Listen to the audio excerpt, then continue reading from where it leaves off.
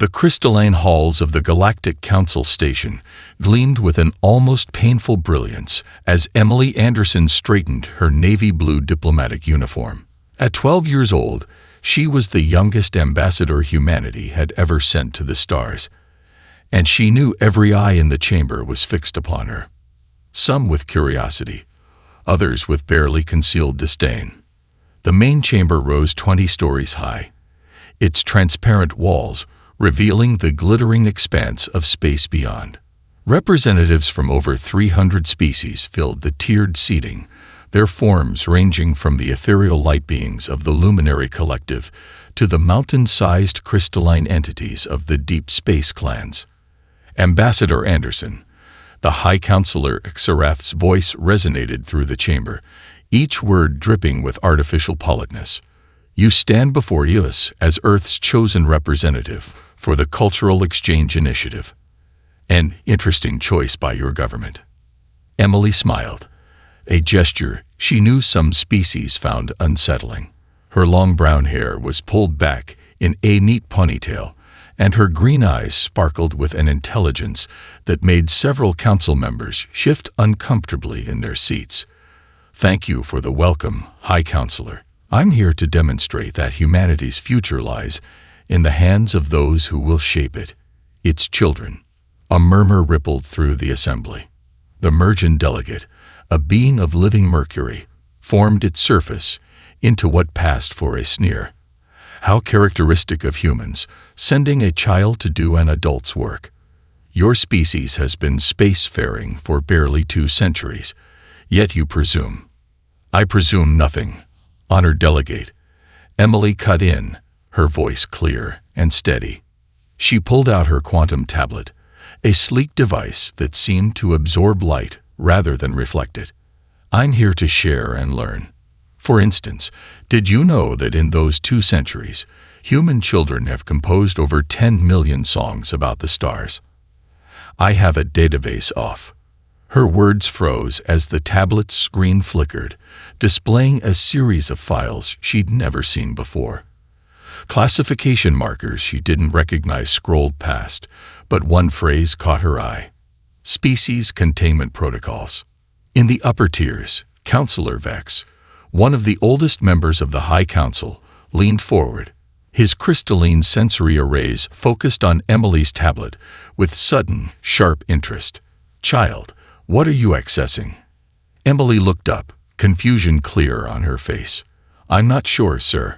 My tablet seems to have connected to some unknown security breach. Vex's voice cracked like thunder through the chamber. His crystal formation pulsed with alarming patterns. The human has infiltrated restricted systems. No, wait. Emily held up the tablet. There must be some mistake. I was only initiating defense protocols. A new voice echoed, cold and mechanical. Emily had just enough time to look up at her Uncle Jack, standing at the back of the chamber as part of Earth's security detail.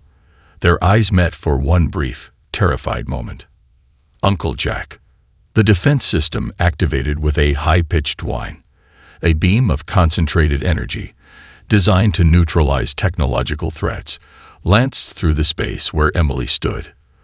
For a split second, her form was outlined in brilliant purple light, her expression one of pure surprise rather than fear. Then she was gone. The tablet clattered to the floor, its screen still displaying the damning files that had sealed her fate. The chamber erupted into chaos. Delegates shouted, some in horror, others in righteous indignation. But through it all, Commander Jack Morrison stood perfectly still, his face a mask of shock that slowly transformed into something far more dangerous. The High Counselor's voice boomed over the pandemonium. An unfortunate but necessary security response. The human child was accessing restricted. Her name, Jack's voice cut through the chamber like a blade, was Emily Anderson. His hand moved to his communication device, entering a simple code. Broken cradle. Somewhere on Earth, deep beneath the Pacific Ocean, ancient engines began to hum. The news of Emily Anderson's death reached Earth at 1427 Universal Standard Time. Within 30 minutes, every human ship in Council space began making emergency jumps toward home. No explanations were given, no flight plans filed.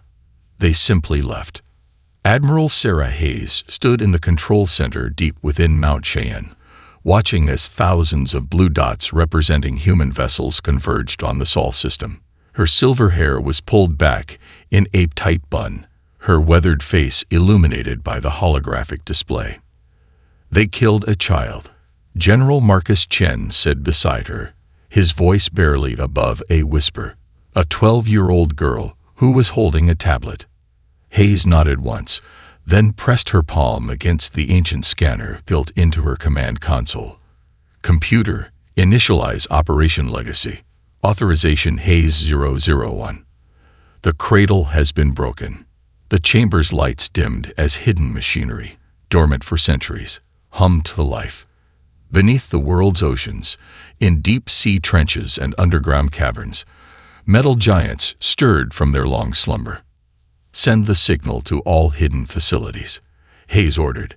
"Mariana Base, Challenger Deep Station, Mediterranean Vault. All of them. It's time to show the galaxy what humanity has been building since we first found the ruins." On screens throughout the command center, classification warnings that had stood for 300 years began to dissolve. The truth about Earth's military capabilities was finally emerging. "Ma'am," a young lieutenant called out, "we're receiving confirmation. The Deep Fleet is awakening. First wave of vessels reports all systems nominal." In the Mariana Trench, massive doors ground open for the first time in decades. Water churned as shapes nearly 2 miles long rose from their ancient berths. These weren't the sleek, modern ships the galaxy knew. These were something else. Vessels built with technology humanity had kept hidden since finding the first ancient base in the Sahara Desert. "The Council thinks they know us," Hayes said, her eyes fixed on the emerging fleet. "They've seen our trade ships, our defense forces. They think we're children playing with ships we barely understand. They never questioned why we didn't build bigger, why we seemed content with such limited technology." The first of the hidden fleet broke the ocean's surface. Its hull was unlike anything known to current galactic science, a metal that seemed to shift and flow like liquid while maintaining perfect structural integrity. Along its side, in letters that gleamed with their own internal light, was the name Humanity's Dawn. "Message from Commander Morrison at the Council Station," another officer reported. He's requesting command of the Retribution Fleet." Hayes closed her eyes for a moment. "Granted," and renamed the flagship to Emily's Justice. Her uncle should be the one to deliver our response. Throughout the solar system, more ships were emerging. From the ice caves of Europa, from the hidden bases on Mars, from every place humanity had managed to keep secret from prying eyes. Each one represented decades of engineering, combining recovered ancient technology with human innovation. "Send this message to the Council," Hayes commanded, her voice hard as steel. "For 3 centuries, we found your ruins. We studied them. We improved upon them. Every time we discovered another ancient base, another cache of technology, we kept it hidden. We played the part of the humble newcomers while we prepared, not for conquest, but for the day you proved us right about your true nature." She paused, looking at the image of Emily Anderson that now hung on the command center's main screen. A smiling child who had only wanted to share songs about the stars. "Tell them that humanity's age of humility is over. Tell them that every ship they've ever seen was a shadow of our true strength.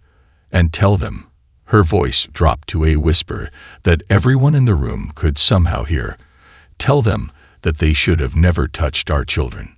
Above Earth's oceans, the sky had begun to darken with rising ships. The thunder before the storm had arrived, and the galaxy was about to learn why humans had always treated space like a battlefield waiting to happen. The waters of the Pacific Ocean began to glow. Deep beneath the surface, Ancient reactors powered up, their energy signatures unlike anything the galaxy had ever witnessed. The first ship to break the surface was the Thermopylae, its massive hull shedding waterfalls as it rose into the dawn sky. Commander Elena Santos stood on the bridge of the Normandy, the second vessel to emerge. Her dark eyes reflected the holographic displays that surrounded her command station. "All systems report ready," she announced to her crew, many of whom were seeing their ship's true form for the first time. Quantum shields at full power, graviton drives spooling up. The ship's true nature was a revelation even to most of its crew. What they had thought was a simple research vessel was actually a masterpiece of hidden engineering.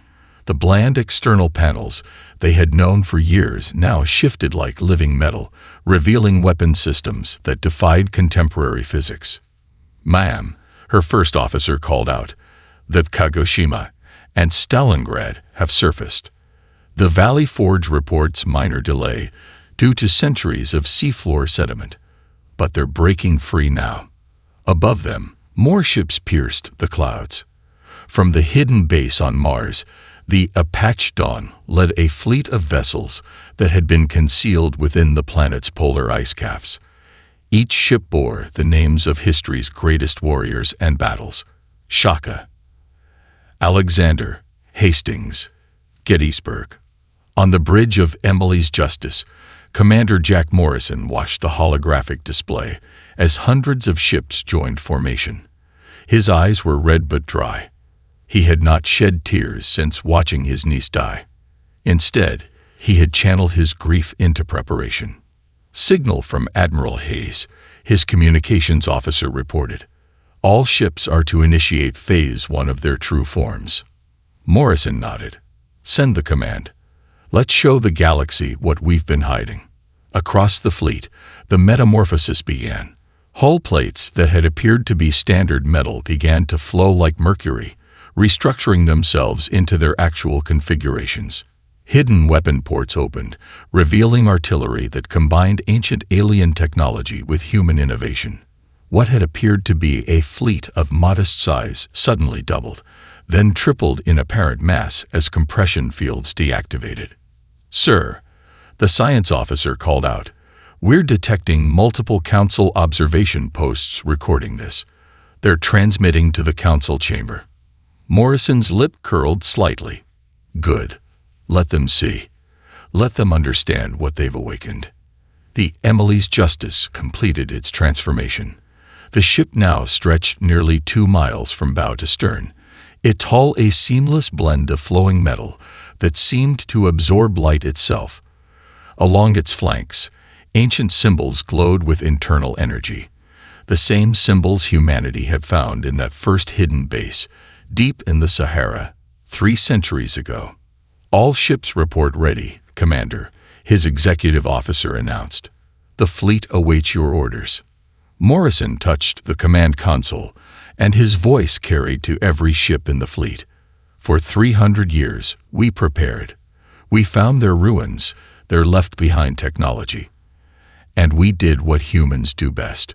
We learned, we improved, we adapted. The Council thought they were watching us develop, but they were only seeing what we wanted them to see." He paused, looking at the hologram of Emily that floated near his station. "Today, they killed an innocent child because they feared what she might discover.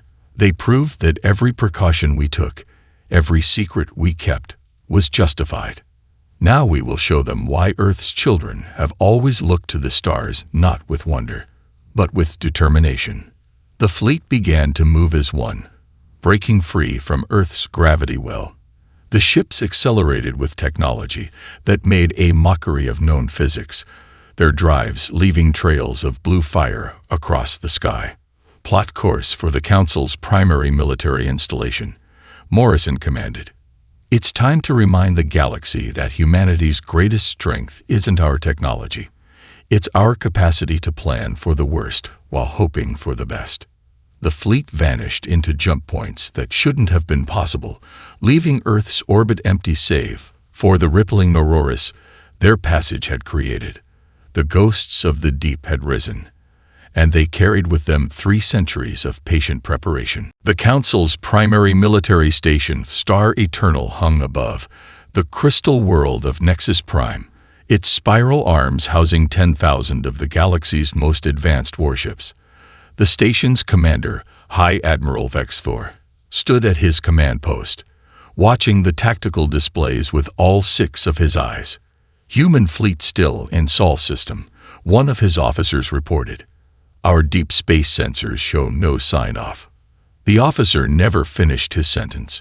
In a cascade of impossible physics, 300 human vessels simply appeared around the station. No jump flash, no warp signature. They were simply there, as if they had always been. Impossible. Vexthor's crystal skin flashed with panic patterns. Our sensor net. This is Commander Jack Morrison of the Emily's Justice. The transmission cut across all frequencies, bypassing encryption, as if it didn't exist. In memory of Emily Anderson, we offer you this one warning. Power down your weapons and surrender. Vexthor's response was to order all ships to battle stations. The pride of the Council's fleet began to move, their energy weapons charging with enough power to shatter moons. They never got the chance to fire. The human ships launched their first strike. But instead of energy beams or kinetic rounds, they released what looked like motes of darkness. Each mote, no larger than a human child's palm, contained a carefully controlled microscopic black hole. Point defense systems report no effect. An officer screamed as the motes passed through their shields like they weren't there. They're not reading as projectiles or energy weapons. Morrison watched from his command deck as the first wave of Council ships simply ceased to exist, their matter cleanly consumed by weapons based on technology humanity had found in an ancient facility deep beneath Earth's South Pole. Second wave. Commence Operation Checkmate, he ordered. Remember the protocol. Military targets only. Any ship that powers down is to be left intact. The Emily's Justice moved forward, its hull rippling like dark water. The ship's true weapons finally revealed themselves, not the crude energy cannons the galaxy expected, but systems that bent reality itself. Space folded around target vessels, sending them into pocket dimensions from which they would never return. Sir, his tactical officer reported, Council reinforcements jumping in from their core worlds. Morrison nodded. Right on schedule. Admiral Hayes, your turn. From previously empty space, another human fleet materialized. The Council ships found themselves caught in a 3-dimensional grid of human vessels, each one armed with technologies that shouldn't exist for another 1,000 years. Their flagship is attempting to broadcast a distress signal, communications reported. Let it through, Morrison commanded. Let the galaxy see what happens when you murder an innocent child. The battle, if it could be called that, lasted less than 20 minutes. When it was over, the largest military installation in known space had been reduced to its component atoms. Every Council warship that hadn't surrendered had been erased from existence. On his command deck, Morrison opened a channel to the surrendered vessels. For centuries, we found your hidden bases on Earth. We studied your abandoned technology. And we ask ourselves, why would advanced races leave behind such power? Now we know. You weren't advancing. You were regressing. Becoming comfortable. Fearful of change and progress.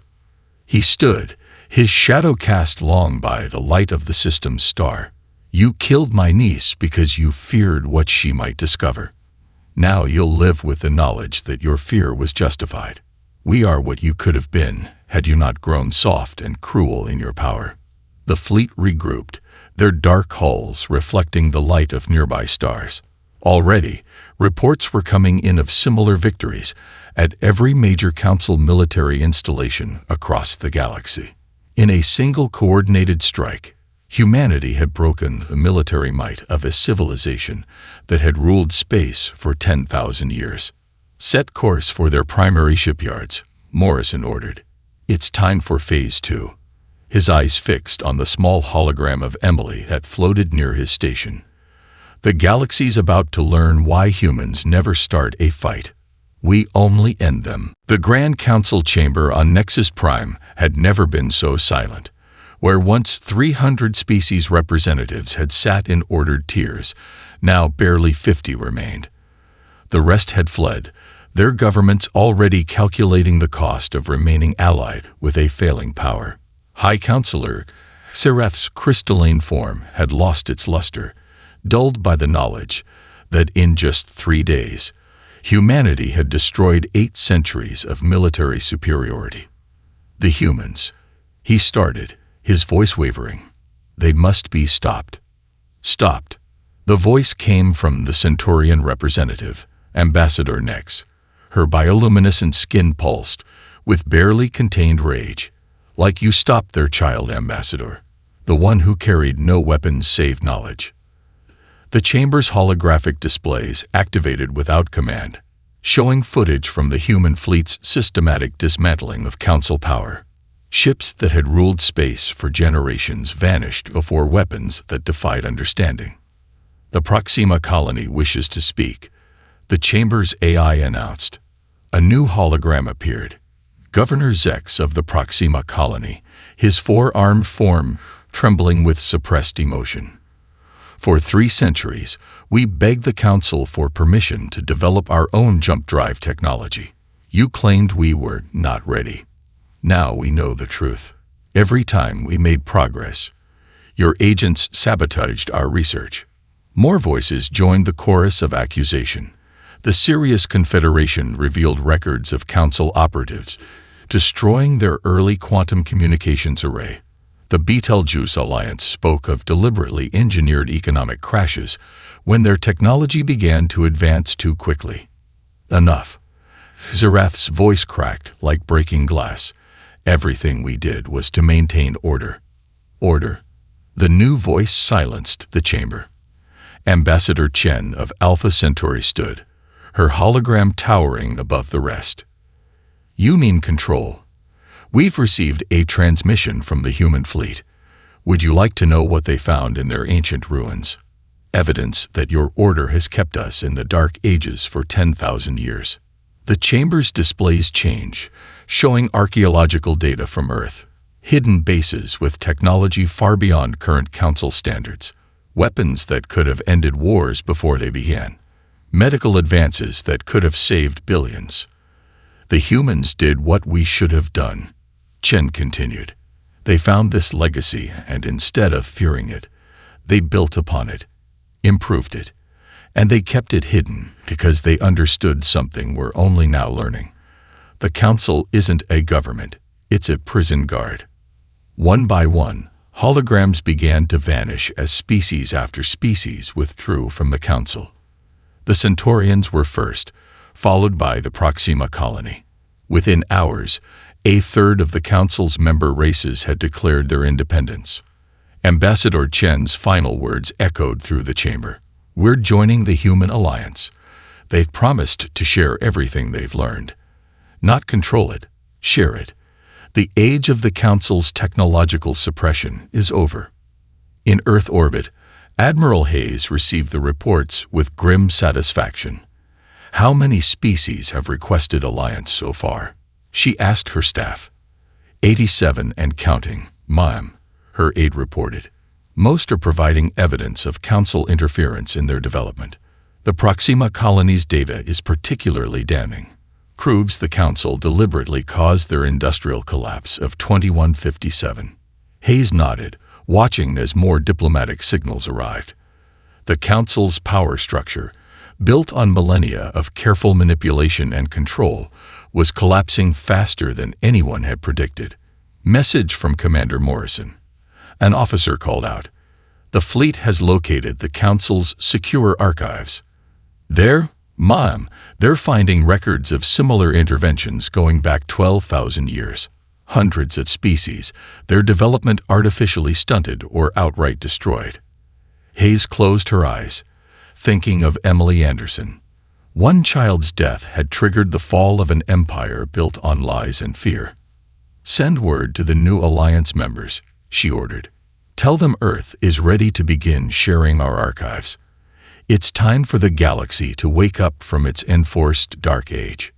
In the depths of space, the Council's power continued to crumble, not from the human fleet's overwhelming force, but from the simple truth they had helped expose. The age of secrets was ending, and a new dawn of true cooperation was about to begin. The quantum laboratory aboard the Emily's Justice hummed with energy as Dr. Sarah Matthews worked to decrypt the contents of Emily's recovered tablet. Her fingers flew over the holographic interface, each attempt at breaking the Council's security bringing her closer to the truth. "Commander Morrison," she called out, not looking up from her work. "I think you need to see this." Jack Morrison entered the lab, his face carved from stone. 3 weeks had passed since his niece's death, and each day had only hardened his resolve. "What did you find?" "Emily's tablet." Matthews paused, double-checking her findings. It wasn't a random connection to the Council's network. She was deliberately given access. The holographic display expanded, showing lines of ancient code. Someone inside the Council wanted these files found, but they needed someone above suspicion to access them. Who better than an innocent child? Morrison's hands gripped the edge of the console. "Show me everything." The files began to play across the screen. Database entries dating back thousands of years showed a pattern not just of suppression, but of systematic elimination. Species that grew too fast, that developed too quickly, simply disappeared from the galaxy's stage. These records, Matthews pointed to a particular section. They're from someone called the Archival Guardian. They've been documenting the Council's actions for millennia, waiting for the right moment to expose everything. A new file opened. A recording from Emily's tablet, made moments before her death. Her voice, clear and confused, filled the laboratory. "Uncle Jack, something weird is happening with my tablet. There's this symbol that keeps appearing. Looks like the one we found in the Antarctic base. And these files, they're showing something about species management protocols. I think someone's trying to tell us something important." Morrison's face went pale. "Play that again." Matthews enhanced the audio, and this time they heard something in the background. A voice speaking in the ancient language they'd found in Earth's ruins. The translation matrix kicked in. "Child of Earth, you have been chosen. The truth must be known. The Council's greatest crime was not just the suppression of technology, but the elimination of hope." Cross-reference this with the Council member who ordered the defense systems activated, Morrison commanded. The computer displayed a profile of High Counselor Vex. "Sir," Matthews said, her voice shaking, "he's been on the Council for over 2,000 years. And according to these records, he personally oversaw the removal of 17 emerging civilizations." Morrison watched as more data poured across the screens. The Council hadn't just been maintaining order. They had been cultivating stagnation. Any species that showed signs of rapid achievement or innovation was deemed a threat to their power. "Emily found their kill switch," Matthews whispered. "The entire system of control. It was all built on the threat of complete annihilation. The defense systems that killed her, they're the same type used to eliminate those other species." A message appeared on the main screen, the last thing Emily had typed before her death. "Uncle Jack, I think I found something really bad. Something about what the Council does to races that learn too much. I'm sending this to your secure channel now. I don't think they're going to let me." The message ended there. Morrison's voice was deadly quiet when he finally spoke. "Send all of this to Admiral Hayes, every file, every record, and get me a direct channel to the Archival Guardian. I want to know why they chose my niece." The response came almost immediately. A text message in the ancient language. "Because she was pure of heart, and because we knew what your species would do when they killed her. The galaxy needed a spark to break the chains. We regret the cost, but not the choice. Sir, Matthew said, there's more. The files Emily accessed. They show the location of something called the Creator's Vault. It's some kind of repository of all the knowledge the Council has suppressed over the millennia. Morrison stared at the final image of his niece, frozen on the screen. Send word to the fleet. Plot a course for these coordinates. It's time the galaxy learned the full truth of what their protectors have done. The Emily's Justice changed course, its dark hull reflecting the light of distant stars. The truth had cost a child's life, but her death would bring freedom to 1,000 worlds. The sacred retreat world of Luminaris glowed like a jewel in the darkness of space. Its crystal spires and floating palaces had served as the Council leadership's private sanctuary for 10,000 years. Now those same leaders huddled in their chambers, watching as humanity's dark fleet emerged from jump space. They found us, High Counselor Vex whispered, his crystalline form dulled with fear. How did they find us? The same way we found everything else. Commander Morrison's voice echoed through every chamber and hall. We followed the trail of your lies. The Emily's Justice led the fleet, its hull seeming to absorb the light of Luminaris's 3 suns. Behind it, 500 human warships moved into position, their weapons holding silent promise of devastation. You think you can simply attack this sacred place? Council Elder Zix demanded, his voice broadcast across all frequencies. This world is protected by technologies beyond even your understanding. Morrison's response was a single command: show them. From the flagship's holds, a swarm of small objects emerged. Each one was no larger than a human hand, but they carried within them something far more devastating than weapons: truth. These are called memory spheres, Morrison announced. We found the plans for them in your own ancient archives. They're going to show everyone what Emily found before you killed her. The spheres scattered across Luminaris' surface, each one projecting a massive hologram into the sky. Suddenly, the retreating council members found themselves watching their own history played out above them. Emily's voice, clear and young, echoed across the planet. Day 1 of Cultural Exchange Program. I'm so excited to share Earth's music with the galaxy, but something strange is happening with my tablet. The recording continued, showing every step of her discovery. The hidden files, the ancient guardian's message, the proof of millennia of suppression and murder. You see, Morrison's voice was cold as space itself. We could have just destroyed this world. Our weapons could crack it like an egg. But Emily wouldn't have wanted that.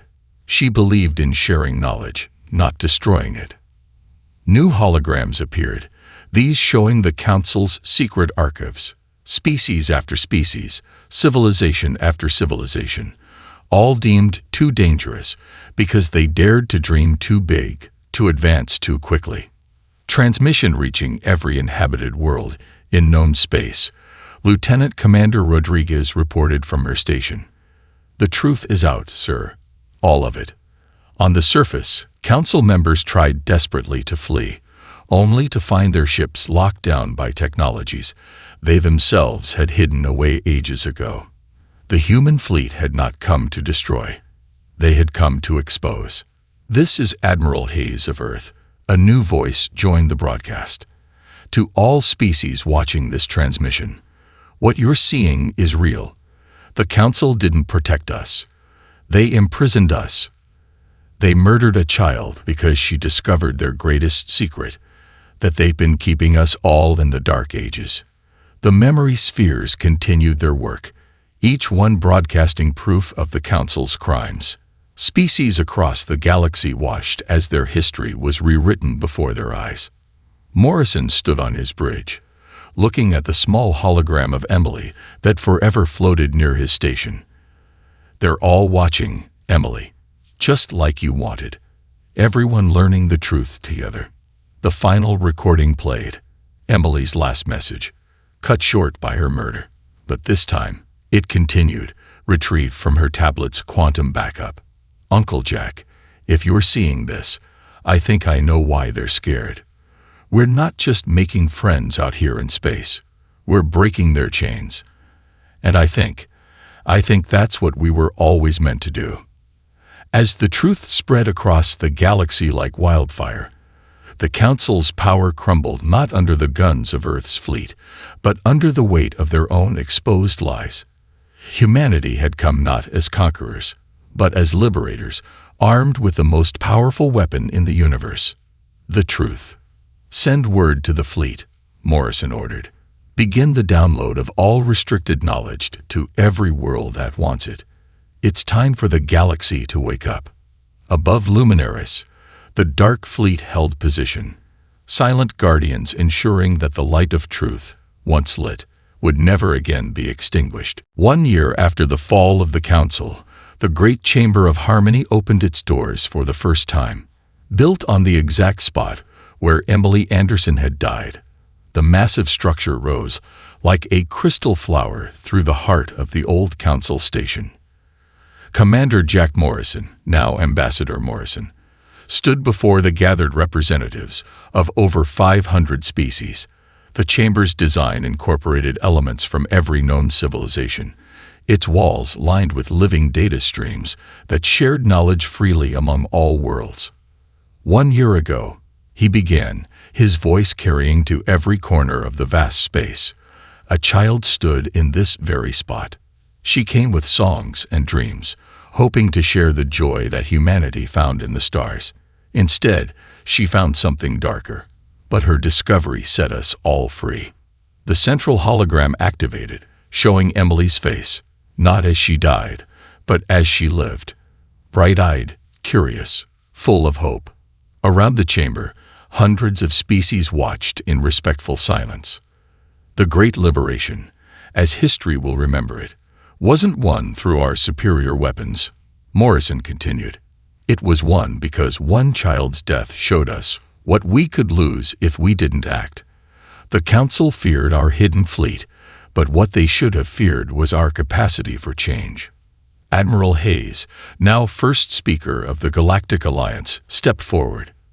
"In the past year, we've shared all the knowledge that was hidden in Earth's ancient bases. The Centaurians have already used it to cure 3 previously terminal diseases. The Proxima colony has transformed their desert world into a garden.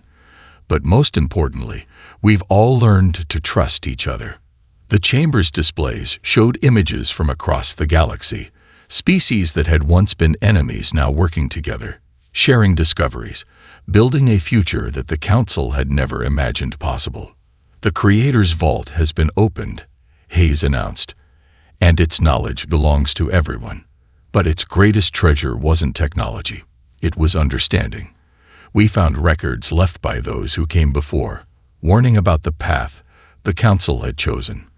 They knew that true strength comes not from control, but from cooperation." Morrison touched a control, and the chamber's center opened.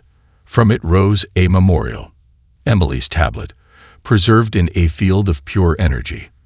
But now it displayed not just her final message, but the hopes and dreams of every species that had been suppressed.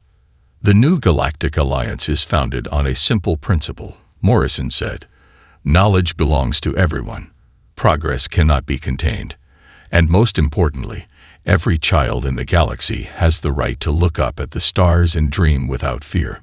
The former Council members, now awaiting trial for their crimes, watched the proceedings from their detention facility. They saw what their fear had cost them, not just their power, but the chance to be part of something greater. "Emily's Law," Hayes proclaimed, "is now the first article of our new charter. No species may be denied the right to advance. No knowledge may be hidden for the sake of control. And no child will ever again die for the crime of seeking truth." The human fleet, no longer hidden, had been transformed. Their dark hulls now shone with the same crystal technology that built the Chamber of Harmony. They served not as weapons of war, but as guardians of peace and knowledge. "We move forward together," Morrison concluded, looking at his niece's smiling hologram. Not as rulers or subjects, but as equals. Emily dreamed of sharing Earth's songs with the stars. Now every world adds its voice to that song. Above the chamber, the stars seemed brighter than before. Species that had been enemies for millennia now worked side by side, learning from each other, growing together. The age of secrets had ended, replaced by an era of light. The final display showed a message in every known language, written in letters of pure starlight. To Emily Anderson, who showed us that the greatest power in the universe is not control, but the courage to question. May her light guide us forever forward. And in the vast darkness of space, a new dawn had truly begun.